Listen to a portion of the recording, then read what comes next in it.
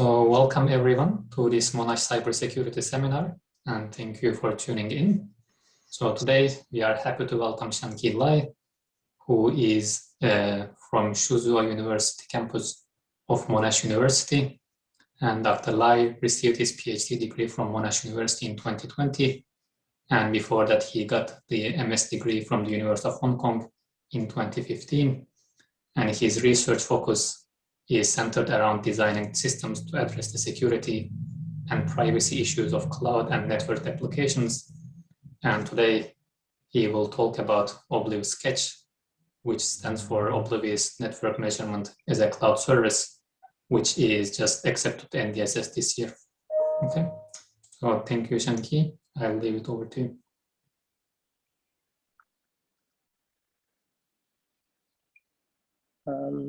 Okay. Can you see the screen?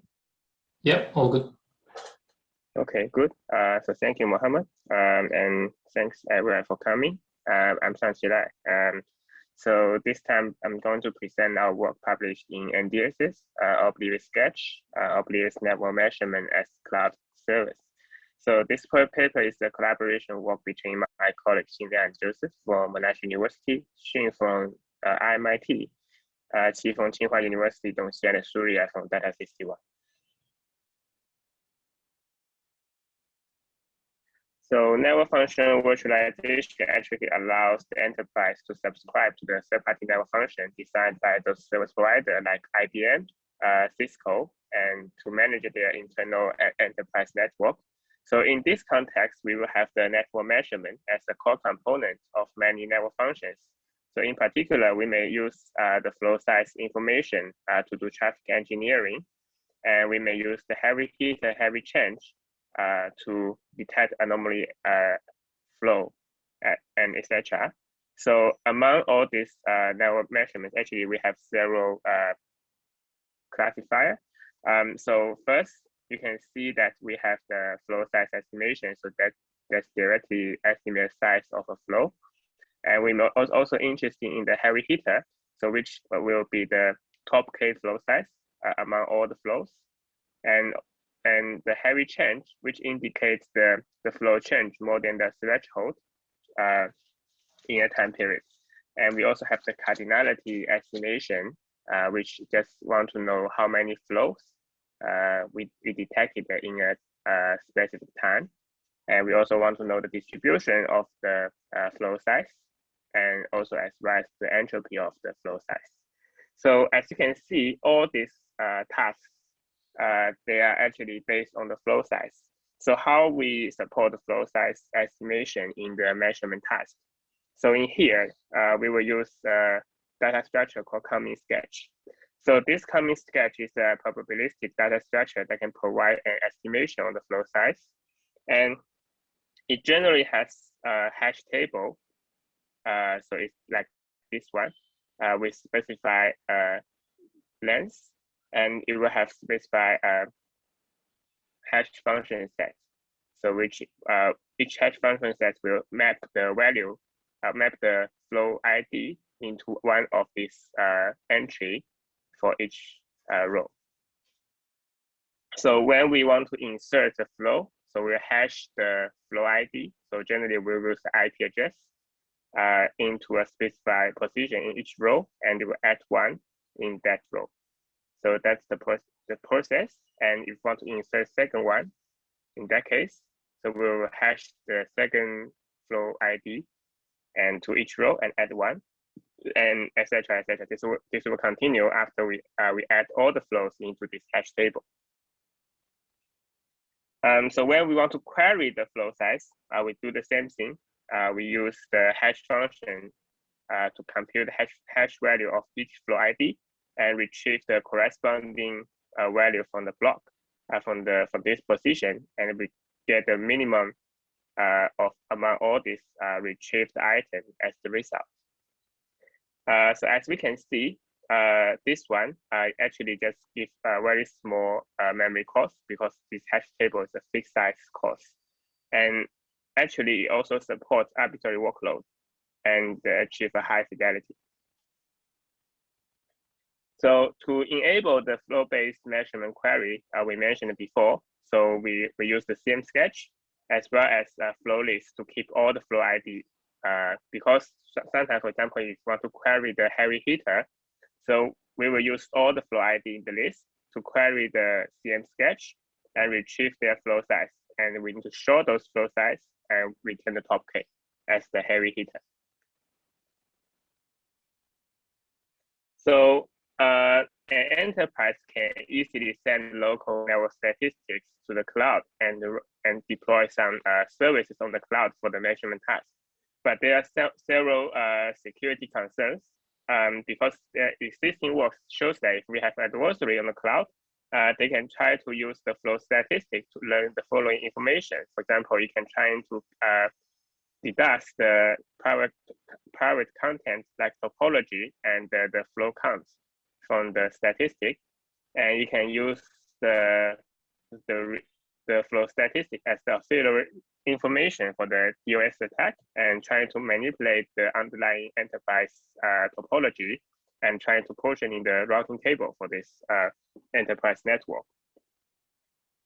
So there are some existing solutions use the multi-party computation to solve this question. So in particular, in this case, the server will share the local statistic and send to a two server, and these two server will run the secure multi-party computation protocol to compute respectively and return the result to the enterprise and to manipulate. So in that case, actually, because the multi-party computation protocol is actually highly generic, so you can support arbitrary network function in the measurement task. But the question is, it's actually very slow. The existing work published in the SIGCOMM, it shows that if we use the multi-party computation scheme to compute the heavy heater, it can take more than 10 minutes to compute this heavy heater for just 4,000 flows. So that is very slow and it's not acceptable in this network environment. So an alternative solution is to use Intel SGX, so which will offer the trust execution environment we call enclave, and it will securely execute the network function and will protect the underlying network. So SGX actually has been widely used to enable the secure network functions such as the IDS and the load balance and firewall and etc. So then we may consider can we just directly migrate the existing measurement service into the enclave? Well, so here is the strawman design we have. We can deploy the list and the sketch. So we mentioned in the before, and the statistic module into the enclave, and this statistic module will respond for the update and the query against this list and the sketch data structure. And this one actually we can avoid attacks from the adversary on the cloud, but also we recognize some challenge in terms of the security and the efficiency of the SGX application, and as well as the deployment cost. So I will just try to explain the challenge later. So the first challenge in terms of the security of SGX, so the adversary, although it cannot collect anything from the enclave, it will able to collect the information from the untrusted part of the server, even it's unable to access this part. And actually, we have the memory access pattern, which is the one of the most common side channels. It's not only exists in the SGX, it also exists in the other trust execution environment. And there are some recent work show that if we can study the access pattern in the memory, we can learn a lot of things. For example, if you're gonna do video analysis, you can use the memory access pattern to infer the shape and the position of some moving object. And if we use this memory access pattern, we also can reveal the genomic sequence in the genomic analytics.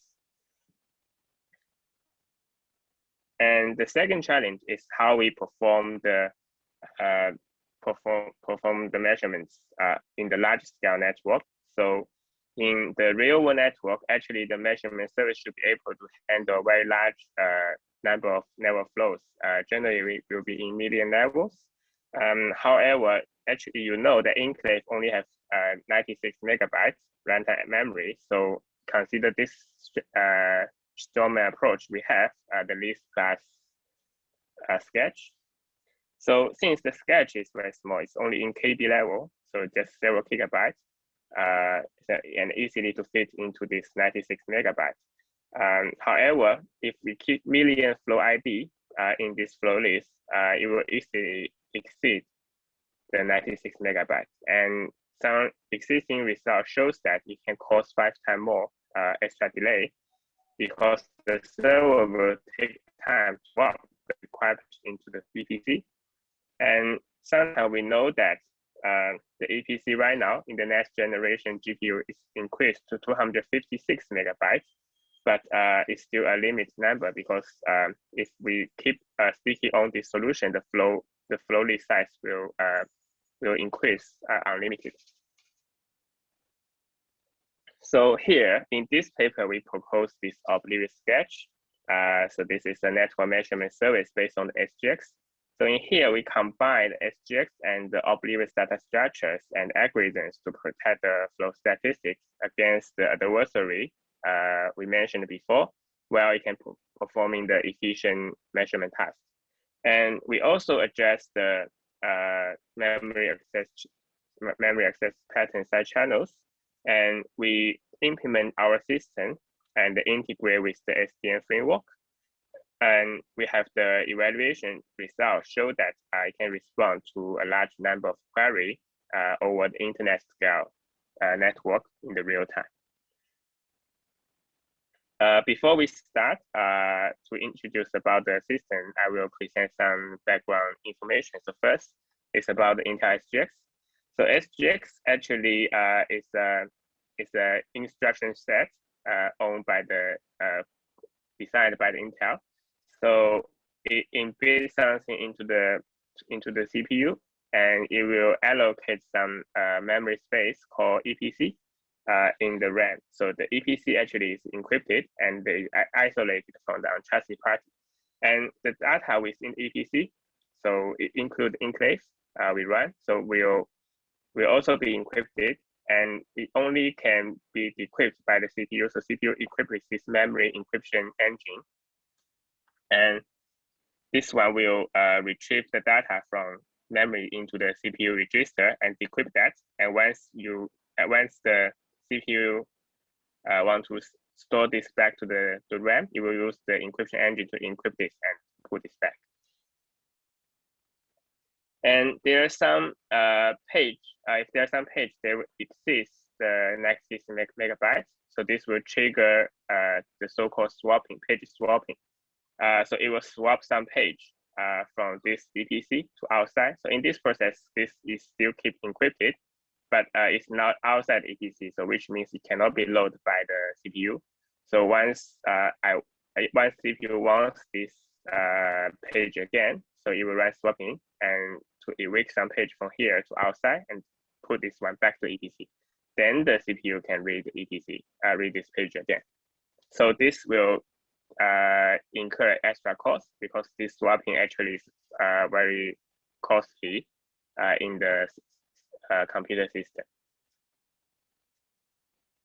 So in here, we also consider the memory access side channel.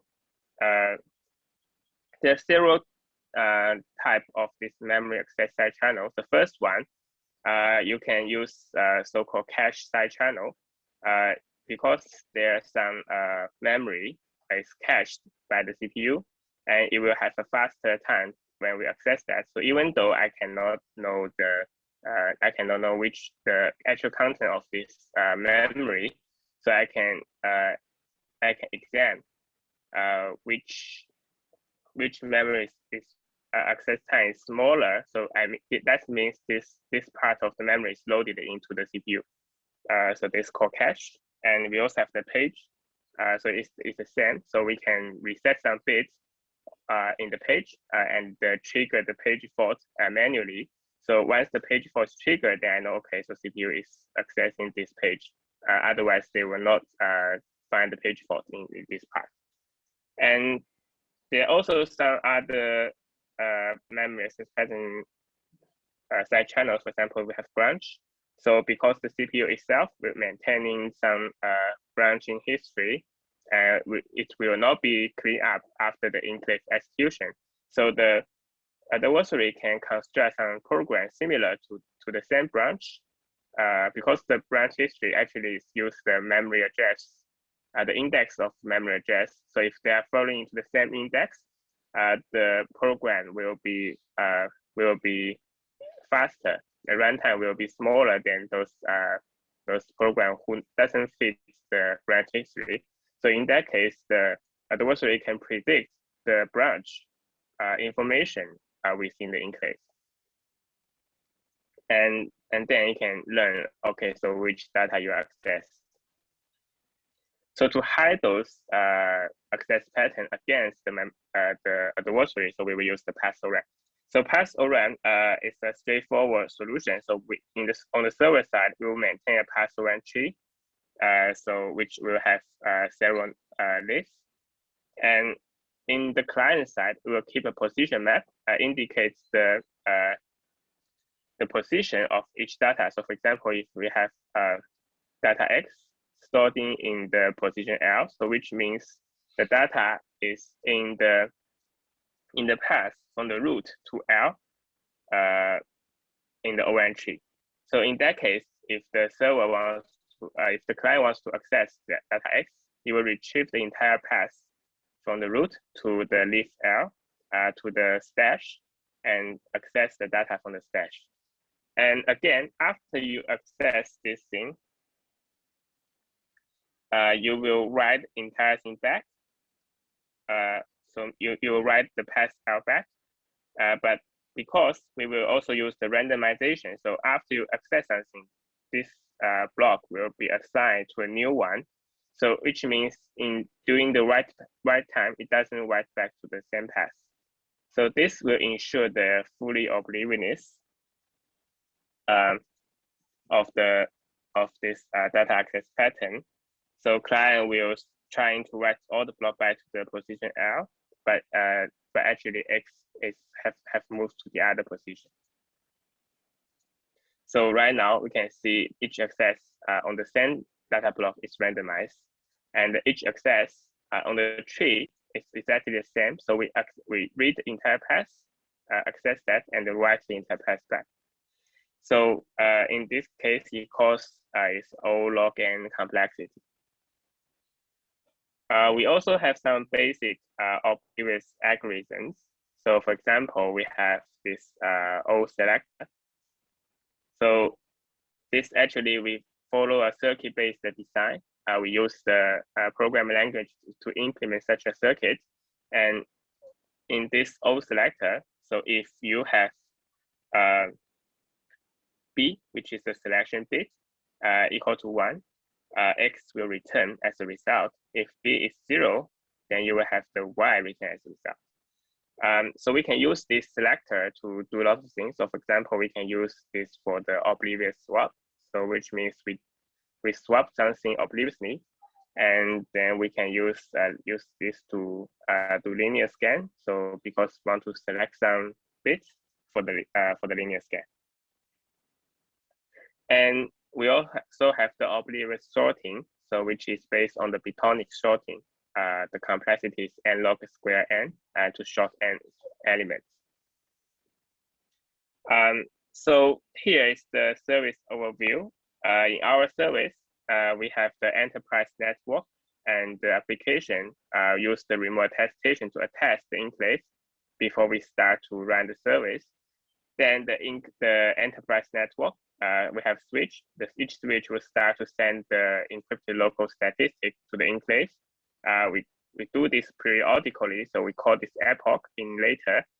And we also have the enclave maintain the aggregation view of the underlying network for each epoch. And the application itself will send encrypted query and will receive the encrypted result. In here, we assume that the enterprise network is trusted. So because we can use some strict policy set by the enterprise to exclude the access from the external network. So we only accessible by this cloud. And we also assume that application is subscribed by this enterprise network. So we assume this is trusted and the enterprise can audit the code and the behavior of application to ensure this. And on the other hand, the adversary can control the entire software stack on the cloud. So it includes the operating system, and it can control the hardware except the CPU, as well as the network communication in the cloud. So in here, we aim to achieve so-called obliviousness of the measurement task. So which means that even the adversary can understand the memory access pattern, it cannot learn the network statistics and the measurement results. So this is a stronger security guarantee. So it's not only ensure that the adversary cannot learn something from the encrypted traffic and the encrypted query results, you also cannot learn something from the memory access pattern. So in here, we use the PassOrange to keep the list and the sketch to prevent the adversary to learn the memory access pattern. But as you know, that the list cannot be fit into the enclave, so we can consider to store the orange tree of the list into an untrusted part of the server, and then we can use an ORAN client within the enclave to access that. Actually, there's an existing solution to help us to achieve this goal. But there is some question, there's an issue remain, because actually this mentioned the communication between the ORAN client and the untrusted party. So this will incur an extra delay due to the I/O and the cryptography operations in between. So there are also some existing work show that if we have this, they will take 3 to 10 times higher delay. So we will consider how we can eliminate this cost while achieve the obliviousness at the same time. So here we have the two observations help us to achieve the goal. So in specific, we found that first, the measurement task only required the heavy flow IDs. And the heavy flow, actually, they are very rare in the measurement period. So therefore, we can consider we can just use a fixed size list. So this we call Oblivious bucket to keep the heavy flow ID and the size at the same time. So while we just use the sketch to keep the size of the light flow. So this will save the memory costs on the enclave. And as you can see, now the ORAN client is also on the server side. So we also designed the Oblivious ORAN client to avoid adversary to run side channel attacks against that. Finally, we also designed something called eviction. So it will evict the Oblivious bucket, the flow in the Oblivious bucket to the Oblivious CM sketch. So this will evict the flow that no longer to be considered as the heavy flow from the bucket, and this will capture the dynamic of network because actually the heavy flow may not present at the beginning of each epoch, so it may come at some random time. So after we do eviction, we can ensure that all the flow in the bucket is heavy. So we now start to introduce the data Oblivious data structure design. So for the CM sketch, we call Oblivious CM sketch. We will store the hash table into an ORAN tree, and we use the hash functions that indicate the position in the position map. So we do this. So first, we will have the hash function hash the flow ID into a position map. And based on the position map, we store something on the ORAN tree. So once we're gonna to insert something into the hash table, we first will run the hash function, find the corresponding list node in the position map, and retrieve the entire path to the stash, and we update it in the stash and trying to write it back. And as you can see here, the leaf node with the hash table's position will be randomized each time. So right now, the adversary cannot learn the access pattern on this hash table since the access on each entry is randomized.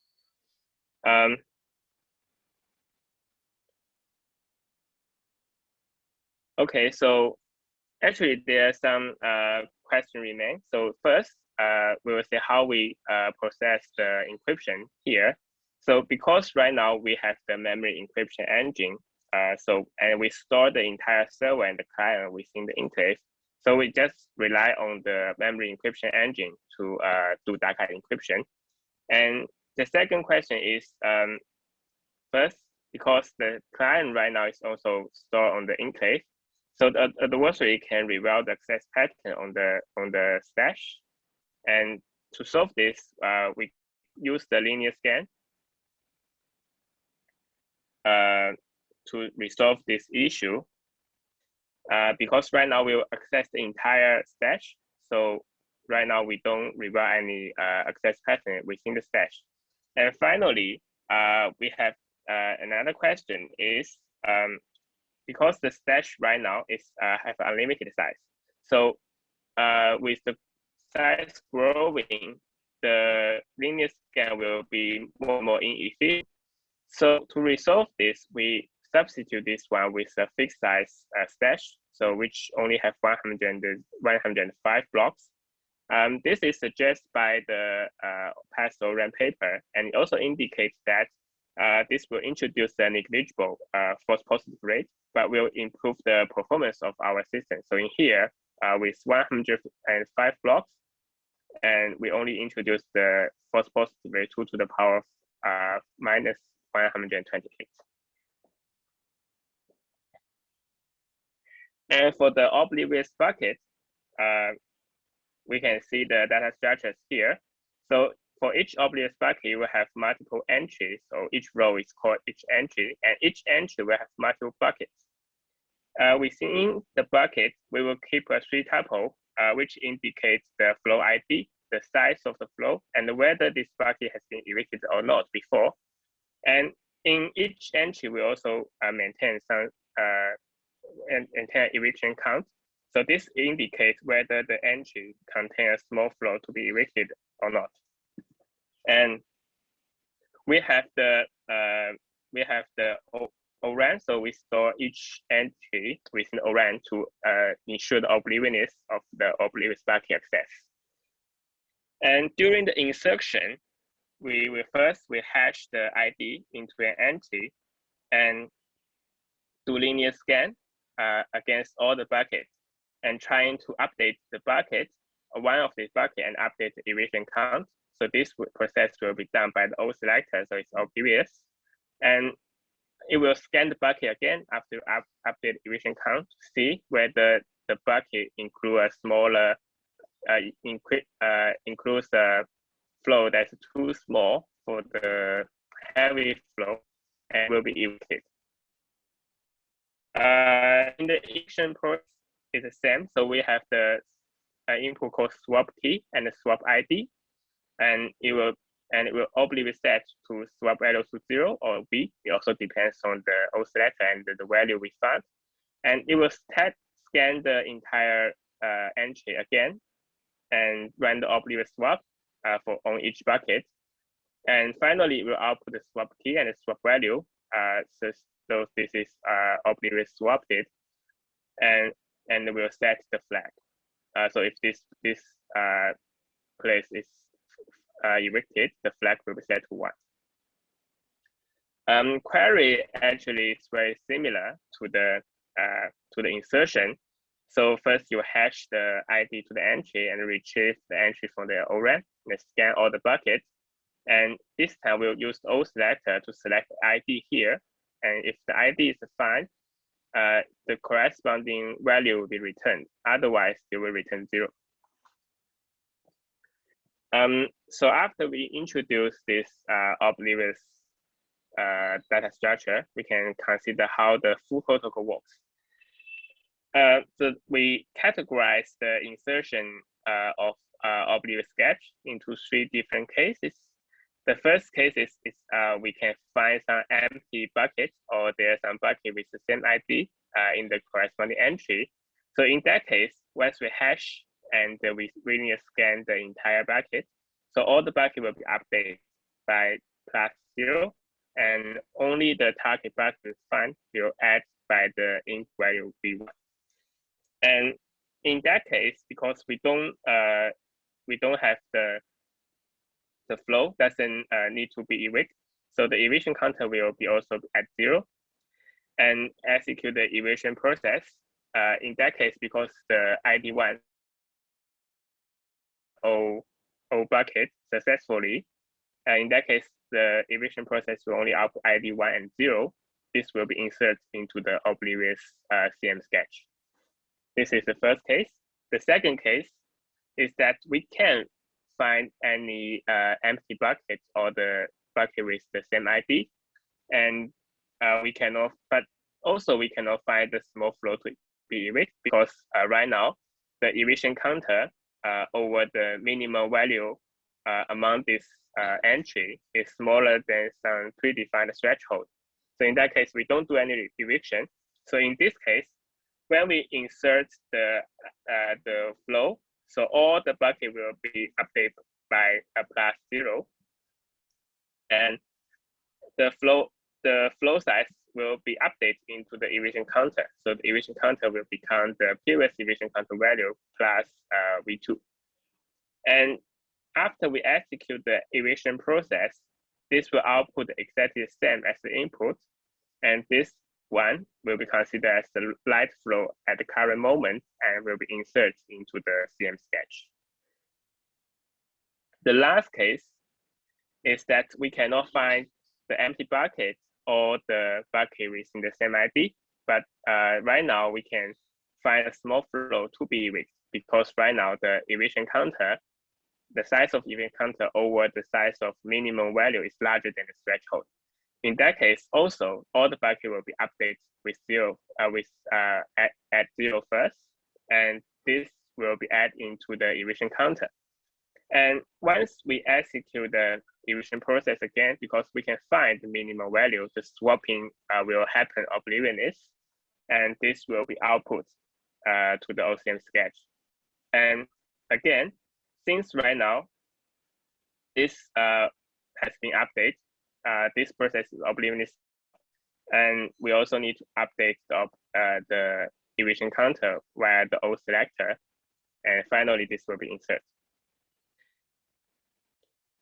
In terms of the query, you will, once you get the flow ID, you will query both the O bucket and the OCM sketch at the same time, and it will refer to the flag to check whether we need to consider the results from the light part. So it will in particular will return the results from the heavy part plus O selector, light part 0 and the flag. So in that case means if the flag is 1, you will get result from the size of heavy part plus size of the light part. If the flag is 0, that means you will only get the result like the size of heavy part plus 0. And since the above data structure, they are all protected by the ORAM and SGX, and so we think we can show that achieve the data obliviousness during the insertion and the query, because they are the same process, and we provide a proof to show this in the real ideal paradigm. And also the complexity of insertion and query of each data structure, they are also the same, because they actually perform the same path of memory access in the case. And so we only vary the access type to retrieve the result or update the data structure. So finally, we can use OblivSketch to support all the measurement tasks we mentioned at the beginning. So for the flow size estimation, we can directly query the OblivSketch to get the result. For the heavy hitter, we can retrieve all the flows from the O bucket and use the Oblivious sort and return the top K result. For the heavy hitter, we do the same thing. We keep the each flow of two adjacent epoch, and then we do the comparison one by one, and return the size change beyond threshold T we defined. And for the cardinality estimation, we can use some linear counting algorithm to estimate the cardinality, so which will scan the entire light part and use the linear counting. And for the flow size estimation, we scan the linear OCM sketch and use the results from the O bucket to update the result to get the distribution. From the flow size entropy estimation, since we can get a distribution, we can compute the following equation to get the final result. So the computation is also oblivious because we will scan all the distribution results to get the result. So right now we talk a bit about the implementation of the proposed design. So we implement the OblivSketch as a plugin service for the real-world network infrastructure. So on cloud, we actually design a demo program which maintain the enclave and will process the communication between the switch and the application. And on the switch side, we design something called monitoring gadgets. So each switch will have one of these monitoring gadgets. It will aggregate local statistics and it will send to the cloud periodically. So we will send the result each epoch. And to facilitate the communication process, we design something called the security memory channel, so which will maintain two queues, the share between the untrusted part and the trusted part. And we use some user check parameter on that, so we can share the address between the untrusted part and enclave. And to protect the data within those queues, so we design the secure gateway, so which maintained by each trusted party. So we're pairing with the secure the secure memory channel, and it will do the encryption, decryption, the message during the communication transparently. So in that case, we can facilitate the communication result and communications process, and we can protect the data during the communication. And traditionally, because the enclave, they require the data marshalling when we pass data from the untrusted part to the trusted part. And actually, this will make the system slow down due to the communication cost. And our design actually eliminates this context switch. So we don't need any equal or call. We just let the enclave to read to stand by and read the queue in the secure memory channel. So this will improve the performance without harming the security. And during the communication, we have this protocol message to convey the message, to convey the information regarding the query or the update. So in here, enclave will first read the above message to verify the query or verify the input and decide the query type. So we have the MAC for the enclave to do verification, and we have the UID to infer, so who is the sender of this message and the query, or this is update. So by having this one, we can use the AES GTM to stop the digesting the MAC field for the verification, and the recipient can verify and decrypt message. And we also can use this message for the later SDN integrate with the SDN. So we use the OpenV switch as the switch, and we trying to modify the code. So it will also send in the local statistics to the monitoring gadgets for the aggregation. And the secure gateway will encapsulate the above message and the header into the OpenFlow packet with the OpenFlow experimenter packet header. And the SDN controller will invoke the secure memory channel API to get above message or send it out to the target secure gateway, or can pass to the enclave. We implement the above code with 300 lines of modification on the SDN framework. This including the OBS and test controller, and we publish the code in the GitHub. So finally, we introduce a bit about the evaluation results. We use workstation with SGX hardware and the 32 GB RAM. And we have two data sets for the evaluation. So data set is from CADA. This is the 1 hour internet backbone trace collecting in the New York and Chicago. As you can see here, the first data set has 1.56 billion packets, and the second one has 1.83 billion. But in terms of flow, CADA2 actually have 2 times more flow than the CADA1. And we also show the breakdown. So this will be the interval we use for the measurement. So we use the measurement interval 1 second, 5 seconds, 10 to 240 seconds. And you also can see the breakdown result. So the CADA2 right now, we have at least 1.3 times more flows than CADA1. At most, we can have double. In here, we designed 2 baseline systems. So the first one, we use the plain text solution, but we migrate into the enclave to add the security feature. So that will solve the list and the sketch solution we mentioned at the very beginning of this talk. And the second solution is the Gabor circuit-based result, so which will be the one discussed in the CCOM poster. And we have the following sketch settings. So we set the size of OBucket to 150 GB and OCM sketch to the 450 GB. And we set the default measurement interval is 5 seconds. In this evaluation, we only stick into the following 2 goals. The first one is that we're trying to show that OblivSketch actually they can respond to a large number of queries before the current epoch is elapsed. So this is consist of the measurement. Since the measurement, the real-time measurement requirement is that we need to have some results before the current epoch expires or the current sketch is no longer flashed. And the second one is that we need to show that OblivSketch they can handle the internet scale workload in a high fidelity. So first, we will present the memory cost of our solution.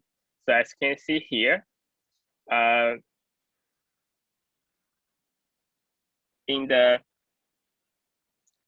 leftmost one, the heap size of the strawman is increased over the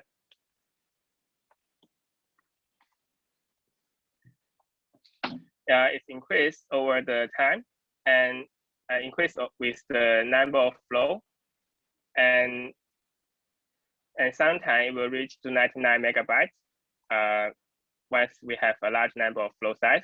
And if we can refer to the mid one, the heap size of Oblivious solution is constantly cost 7 megabytes since we have a flow, the fixed size flow list as well as the OCM sketch. In terms of the stack size, so this one we use this for the communication, so it will increase over the number of flow.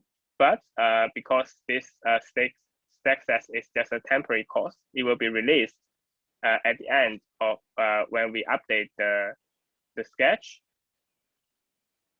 We'll update the sketch, so this will be released and will not affect the runtime performance of measurement task. So here is the result on the CADA1 solution. So first we present the sketch generation result. So as you can see here, so actually the Oblivious will take longer time for the generation, but since I should mention that because we only want to ensure that the measurement, the task can be done within the epoch, so this solution is almost acceptable because just take 100 seconds to generate the sketch for the 240 epoch trace. And this is the result under the KW query. And you can see that our solution actually have a comparable performance to the strawman solution. And in some cases, the strawman will be much slower because, for example, for the heavy hitter, because our solution only sorts against the fixed size list, but the heavy hitter in the strawman approach, it will incur the query as well as the short for a very long list. So it takes longer and longer time. And after it exceeds the paging limit, it will have the performance sharply decreased. And this holds true for all this query you can see here. For the heavy chain, you will have a very noticeably delay due to the paging.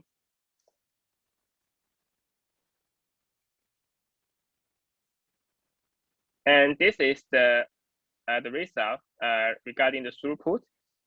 After generating we measured this after generating the sketch. So we can see that actually our solution can still answer a large number of queries. For example, for the flow size, you can launch more than 66 million queries at the same time. And for the cardinality, you can have a larger. And finally, we also compare this with the ACMC baseline, so multiplied computation. So in that case, you can see the generation right now for a 5-second interval data, it takes 65 seconds for the generation. And for heavy hitter, it can take 18 seconds. So which means that ACMC baseline cannot process any query within the epoch. So it's not a practical solution. And for the scalability, we can see that even KDA2 has 2 times more flow than KDA1 because we have a fixed size setup. This cost actually doesn't change. It's independent of the flow size. So finally, we use the average relative error to demonstrate the error rate of our solution. So here, the error rate only measuring the number of flow estimation query, but because all the queries they are based on the number of flow, so in that case, this will estimate the accuracy of the entire system. So how we compute AIE? Actually, it's from the number of flow, the actual flow size, minus the estimate flow size, and you get absolute value over by the actual flow size. And you add all together and minus and times 1 of n. So in that case, if this one reaches 0, which means it's very accurate because it's only when all the actual flow size equal to the estimate flow size, this will be 0. Okay, so which means it's smaller, it's better. And we do comparison based on the strawman, so the list plus CM sketch, and our solution OblivSketch, as well as the plain text solution, which called ElasticSketch. You can see that because we have a same design philosophy, which split the heavy and the light flow as this plain text solution. So we also have a comparable accuracy in terms of the query. So compared to the same sketch, our solution is also much accurate than the solution. Okay, so to sum up, the proposed solution actually can handle the measurement tasks obliviously and efficiently, and we also integrate that with the modern existing solution, and we can handle a large-scale network like internet. So that's all. Thank you. And any questions? Oh, thank you very much, Shangqi, for the interesting talk. Do we have any questions, anyone?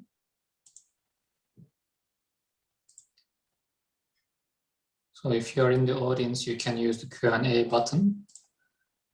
Or if you're in the, Shushia, go on, yeah? Yes, yeah, hi, Shangqi. I have one question about the Parisian map. So just now you mentioned you scan the stash linearly in order to protect the access pattern. I wonder, is there access pattern leakage over the person map? If yes, and how do you protect that from such an attack? So the position map, I think we have the question before when we discussed. So when we design position map, we think that each access on the same position will result in a different access on the orange tree. So we think this entire access is actually randomness, right? So for example, if first time you access the position map position 1, and you access the orange tree in some position, but next time once you gonna to access this one, you will access the other orange tree. So we think this as a whole, and we don't think this leak the access pattern against the hash map. Okay. Yeah, I have another question. So, why do you choose to use PassOrange? So I know there are some other options like onion ORAM or circuit ORAM. So yeah, right. Yeah. So this we also think of that the solution during the design phase. Actually, we use PassOrange because we don't seek for a small circuit. For example, if you use circuit ORAN, the goal is to reach a smallest circuit size, but it doesn't save the communication. In terms of the PassOrange, so we think that the communication between client and the server actually is the smallest. So right now we just sticking on this solution because just retrieve the path on the tree. This will be much smaller compared with the circuit ORAN. So we need to convey the circuit, and also faster than the SSS ORAN. So the latest one from the ELAN. I think that will have a larger communication cost in terms to reduce the access on the tree. Okay, I see. Thank you.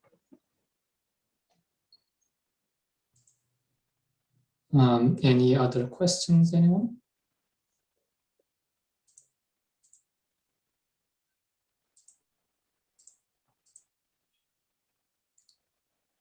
Okay.